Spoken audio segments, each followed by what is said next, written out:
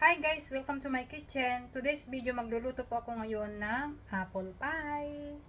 Ito po yung mga ingredients. Meron tayong half cup na white sugar, isang itlog at grated ginger at saka yung ating corn flour. Meron din tayong apples, vanilla extract at saka yung ating masa. Tara guys!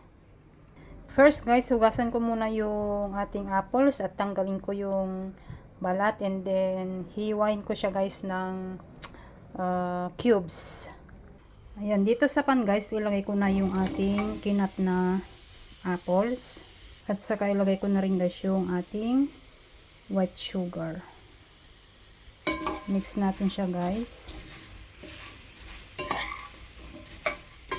Lutuin natin yung apple guys hanggang lumambot. Then takpan ko muna siya. Ayan. Natunaw na yung ating sugar. At ilagay ko na rin guys yung grated ginger. Mix natin ulit.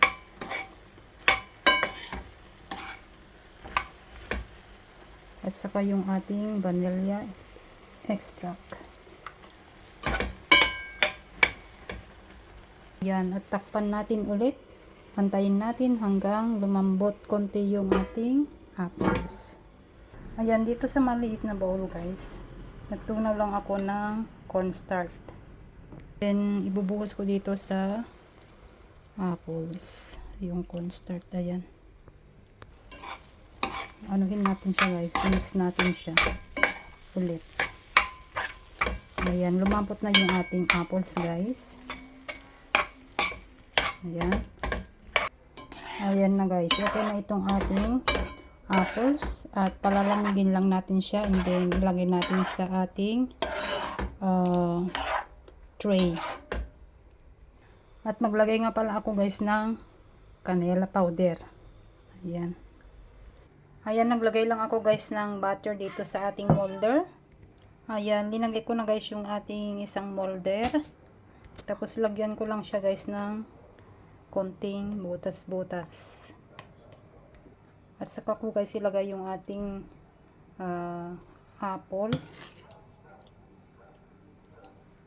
At saka magdagdag pala ako guys ng konting asin. Ayan, nag-start na po akong nag-cut ng ating masa. Ilagay ko sa ibabaw. Ayan, i-brush na natin guys yung itlog. Ayan, i-bake ko na guys ng 30 minutes o 20 minutes. Ito na guys yung ginawa kong apple pie. Sana po nagustuhan ninyo. God bless to all. Thanks for watching.